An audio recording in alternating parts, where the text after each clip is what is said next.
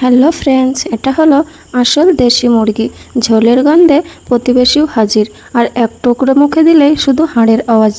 দেশি মুরগির মাংস খেলে মনই ভরে না। দেখুন, এত সুন্দর দেখে মনে হচ্ছে কিছুটা হলেও খেয়ে নিই। এত সুন্দর টেস্ট আর এত সুন্দর খেতে। চলুন ফির শুরু করা যাক রেসিপিটা। সবার প্রথমে আমি এখানে আলু নিয়ে নিয়েছি। আলুগুলোকে আমি বেছে ধুয়ে টুকরো করে নিয়েছি। আর নিয়ে নিয়েছি মুরগির মাংস। মুরগির মাংসগুলোকে আমি কেটে বেছে পরিষ্কার করে ধুয়ে নিয়েছি। দেখুন, আপনারাও এরকমভাবে ছোট ছোট করে টুকরো করে কেটে বেছে ধুয়ে নেবেন। চলুন এবার শুরু করা যাক। সবার প্রথমে আমি কড়াইতে তেল দিয়ে তেলটা হালকা গরম করে নিয়েছি। এর মধ্যে দিয়ে দিয়েছি আলু, কেটে রাখা আলুগুলো। সবার প্রথমে আমি দিয়ে দিব আধা চামচ হলদি গুঁড়ো, আর দিয়ে দিব 1 চামচ লবণ। এগুলোকে দিয়ে আমি ভালোভাবে মিক্স করে আলুগুলোকে ভেজে নিব। যতক্ষণ না ফ্রাই হচ্ছে ততক্ষণ পর্যন্ত ভাজতে থাকবো। দেখুন, আমাদের আলুটা প্রায় ফ্রাই হয়ে গেছে। এবার আমি আলুগুলোকে একটা একটা করে নামিয়ে নেব। সবগুলো আলু আমার ভাজা হয়ে গেছে। আমি আলুগুলোকে নামিয়ে নিয়েছি। দেখুন, আপনারা এরকমভাবে আলুগুলোকে প্রথমে ফ্রাই করে নেবেন। সবার প্রথমে আমি কড়াইতে তেল দিয়ে দিয়েছি পরিমাণ মতো, আর দিয়ে দিয়েছি 3টা বড় সাইজের পেঁয়াজ কুচি। পেঁয়াজগুলোকে আমি ভালোভাবে ভাজা ভাজা করে নেব। যতক্ষণ না হালকা ফ্রাই হচ্ছে ততক্ষণ পর্যন্ত ভাজতে থাকবো। দেখুন, এর মধ্যে দিয়ে দিব আদা রসুন বাটা। 2 চামচ আদা রসুন বাটা দিয়ে পেঁয়াজের মধ্যে ভালোভাবে ফ্রাই করে নেব। দেখুন, আমাদের পেঁয়াজগুলো হালকা ফ্রাই হয়ে গেছে। এবার দিয়ে দিব মাংসগুলোকে আমি তেলের মধ্যে দিয়ে দিলাম। মাংসগুলোকে দিয়ে ভালোভাবে একটু নাড়াচাড়া করে নেব।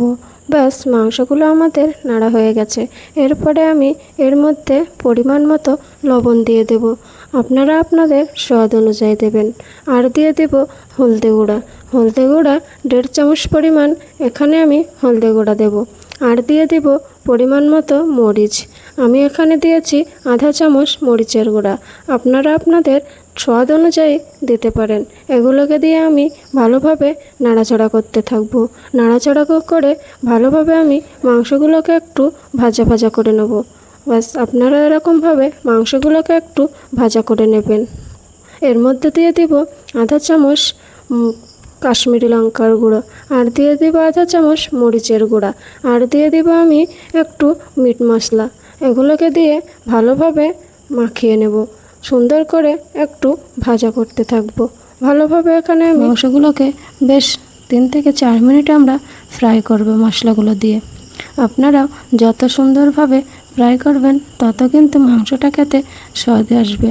দেখুন, আমাদের মাংসগুলো সুন্দরভাবে তেলের মধ্যে ফ্রাই হয়ে গেছে। কি সুন্দর একটা গোল্ডেন কালার এসে গেছে। আমরা এতক্ষণ পর্যন্ত এরকম গোল্ডেন কালার হওয়া পর্যন্ত মাংসগুলোকে ফ্রাই করতে থাকবো। দেখুন, আমাদের মাংসটা এত সুন্দর কালার এসে গেছে। এবার দিয়ে দিব আধা গ্লাস পানি। এর মধ্যে আমরা পানিটা অ্যাড করে একটু নাড়াচাড়া করে ভালোভাবে মাংসগুলোকে মাখিয়ে নেব। মশলাগুলোকে সুন্দর করে মাখিয়ে নেব। ব্যাস, আমরা এবার 2 থেকে 3 মিনিট ঢাকা দিয়ে রেখে দেব। মুরগির মাংসটা একটু সময় লাগে। এখানে ছিল আমার 2টা দিলগুলোকে আমি মাংসের মধ্যে ঢেলে দিলাম। ব্যাস, দেখুন, আমাদের মাংসটা একটু গ্রেভি হয়ে আসছে। একটু ভালোভাবে নাড়াচাড়া করে নেব। একটু নাড়াচাড়া না করে নিলে কিন্তু তলায় লাগার সম্ভাবনা।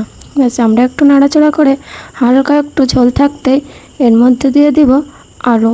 ভেজে রাখা আলুগুলো মাংসের মধ্যে অ্যাড করে দিলাম। ব্যাস, মাংসের মধ্যে আলুগুলোকে অ্যাড করে ভালোভাবে নাড়াচাড়া করতেই থাকবো। নাড়াচাড়া করে সুন্দর করে কষিয়ে নেব। যতক্ষণ না পর্যন্ত আমাদের মাংসটা ভালোভাবে একদম মাখা মাখা না হয়ে আসছে ততক্ষণ পর্যন্ত আমরা নাড়াচাড়া করতেই থাকবো। দেখুন, আপনারা আমার মতো করে সব কোয়ালিটিগুলো ফলো করবেন, তাহলে দেখবেন আপনাদের মাংসর এত সুন্দর স্বাদ আর টেস্ট এসে গেছে। দেখুন, মশলাগুলো আমাদের কি সুন্দর মাখা মাখা হয়ে এসেছে আর গ্রেভি হয়ে এসেছে। আর মাংসের মধ্যে দিয়ে এত সুন্দর একটা সুগন্ধ আর তেল বার হচ্ছে। দেখুন, এরপর দিয়ে দিব আমরা 1 গ্লাস পরিমাণ পানিগুলোকে দিয়ে আমি ভালোভাবে নেড়ে চেড়ে নেব। নাড়াচাড়া করে মশলাগুলোকে ঝোলের মধ্যে মিক্স করে নেব। আর দিয়ে দেব ঢাকনা। ঢাকনাটা দিয়ে আমরা 3 থেকে 4 মিনিট রেখে দেব। ব্যাস 3-4 মিনিটে আমাদের মাংসটা প্রায় হয়ে এসেছে। আর এর মধ্যে কিছু গরম মশলা অ্যাড করে দেব।